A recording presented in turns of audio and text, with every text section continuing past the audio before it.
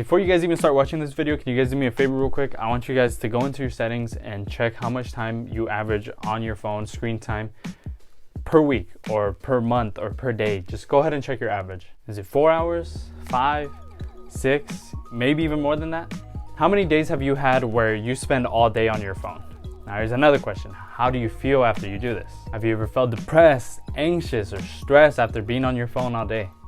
I can tell you from experience, I have felt all three of those things while being on social media or after a day of just being on social media. It's this weird feeling of feeling tired almost, but you're not really doing anything.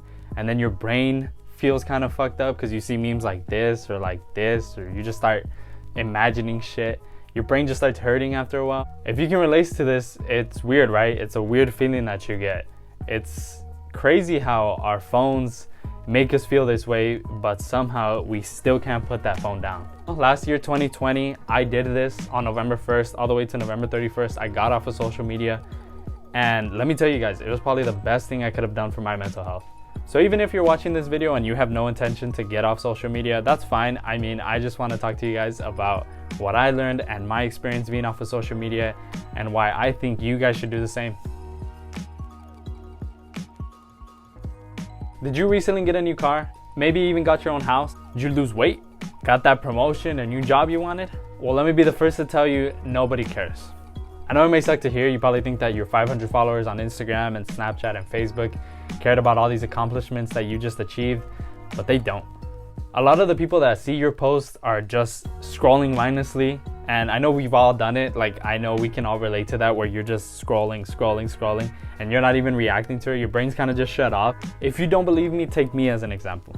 I'm currently being followed by 205 people on Instagram, but somehow I only get 40 likes on my picture. And I promise you, do the same. Look at your post, see how much likes it has, and then look at your followers. Those numbers will not add up. And it's the same with my YouTube. If I have 205 followers, don't you think those people that follow me care enough about me to subscribe to the channel? But yet I still have 67 subscribers. Now, I know it sounds super depressing what I'm telling you.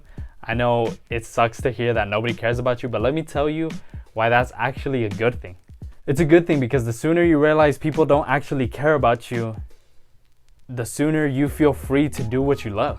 Oftentimes, I feel like we don't do things we want to do because we put two questions into our head. Number one, what are people going to think of me if I do this? And number two, what are they going to say? But by realizing that nobody cares, those questions are out the window automatically, because people's opinions won't matter to you, because half of the time the people that are judging you are people that don't even care about you. Obviously, I'm exaggerating. I know you guys have people that care about you. You guys have your family, your close friends, but I just want you guys to think about that too. Who do I care about, and who actually cares about me? Now, obviously, I feel like this one is really a given. I feel like people don't show their real life on social media, but I think it's true. I think we do live a second life on social media. And to prove that, I want you guys to look up any Instagram model or a famous person on Instagram or anything. Tell me the last time they post a picture that doesn't look good, or a vacation they're not on, or when was the last time they posted that they're dealing with something mentally or physically or something. Nobody posts that because that's not what people want to see. And that's the thing, on social media, you know, it's expected. We all post whatever we do. You know, we don't like posting ugly pictures of ourselves because we don't want people to see that. We don't post when we're sad or when we're mad or anything because we don't want people to see that either. And you know, there are those people that overshare, those people that will put like that black screen on their Snapchat and be like, don't talk to me, only the real ones know, and shit like that, which is just as bad too. People live a second life on social media. Not everything is gonna be how people post it on social media. Not everything's gonna be rainbows and sunshine. You know, you're gonna have those bad days, and just know that they're having those bad days too. It's not just you going through this, and you're not alone.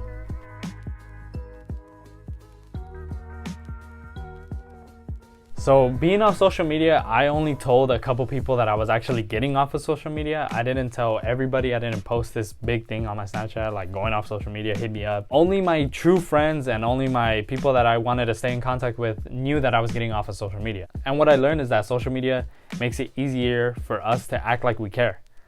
Oh, your friend Stephanie just had twins? Like, your brother's ex-girlfriend's uncle's brother just went to Mexico? Like, you just had sex behind the Popeyes that opened up down the street? Like, I don't know why anybody would post that last one, but you know, you get the point. It's so easy to act like you care when all you have to do is press a button.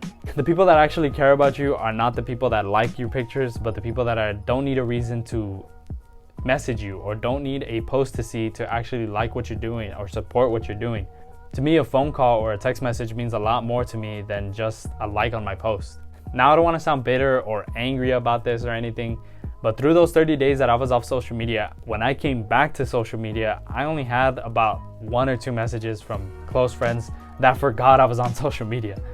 And it's just how I said, it's hard to care about everybody. You know, I have a lot of friends that I have on social media that were from school or maybe from where I worked and stuff. And I understand, you know, we all move on, you know, friendships break and stuff like that. So I held nobody accountable for this. I know it's just as easy for me to send a message as it is for them to see how we're doing. But if it doesn't go both ways, I mean, there's no reason for me to care or them to care about me.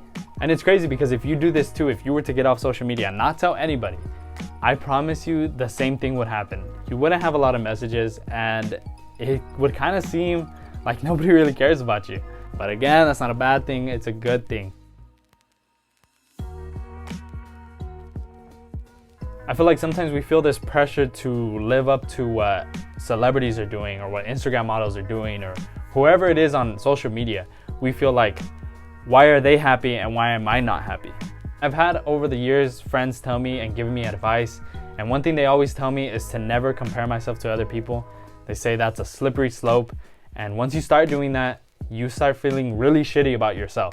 See, let me give you an example of where comparing yourself could lead to depression or a slippery slope of just feeling like shit. See, I'm 22 years old, I work at a fast food restaurant, and I'm doing YouTube right now. And now if I start comparing myself to someone like maybe David Dobrik, who is 24 years old, has a $17 million house, has a Tesla, and hangs out with Madison Beer all the time, I mean, I'm gonna start feeling like shit about myself. Now, obviously I'm 22, I still got 2 years until either I turn Madison Beer into my wife or until I get that Tesla, but I shouldn't be comparing myself to this guy.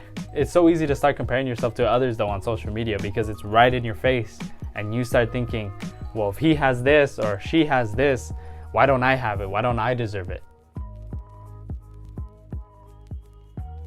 So I know this might be weird to some of you guys, but at the end of the 31 days, I told myself I was gonna go on a hike to Badger Mountain by myself. I know it sounds like it's like this type of movie, like, oh, this guy's off social media for 31 days, so now he's gonna go climb a mountain by himself and stuff. And that's exactly why I did it. In all reality, I did it because I just wanted to be alone. I wanted to reflect on the time off social media and stuff. And I always thought, I was like, oh, what better way than to, you know, do a hike by myself and, you know, just chill at the top, meditate and stuff, which I do meditate, which is something I learned being off of social media too. And yeah, I mean, it was crazy of an experience. I mean, I have footage. I'm gonna show you guys footage of that.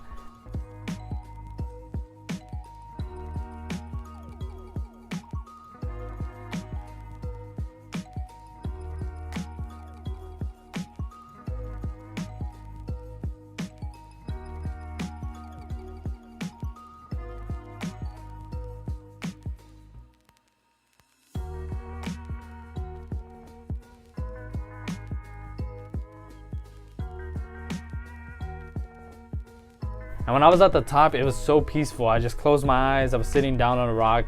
I was just meditating, just thinking, reflecting on the time that I had off social media and stuff, and just my own thoughts, not hearing people's thoughts on social media like celebrities or politicians or whatever it was, just my own thoughts and what my opinions were and what I thought was right.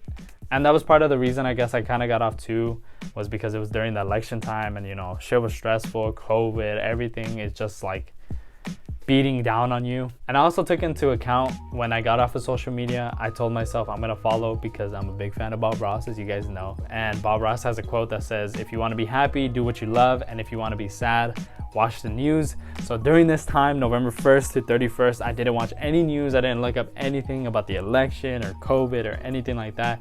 And I promise you guys, that's another thing too that leads to depression. Watching the news is so fucking depressing. Just seeing people die, just people going back and forth at each other, acting like celebrities are everything. What the fuck did Kim Kardashian wear? All this shit, no one cares about that, and it's just clutter inside your head. So that's gonna be it for today's videos, guys. Hope you guys liked it. I know it was a little bit more of a serious type of video. You know, it's always been a video I've always wanted to do on social media and stuff. I really hope you guys took something out of this video. I hope you guys maybe related to some of the things, or maybe even decided to get off of social media. And that's where you guys come in. I really want to do this challenge with other people. I want to see people get off social media for at least 30 days, a month. I mean, a month isn't much when you really think about it. That month that I was off of it flew by. But yeah, I really want to see people do it. If you're interested in doing it, DM me, comment down below or something, get in contact with me, and let's do this. I mean, I'm down. I really want to do this. I feel like it's super fun. It opens up your eyes to a lot of things. And yeah, I mean, I really want to get everybody involved in this. Make sure you like this video. Make sure you leave a comment down below whether you're willing to get off social media or whether you want to get off social media with me. And make sure you're subscribed if you're not subscribed already. And I'll see you guys in the next one. Peace.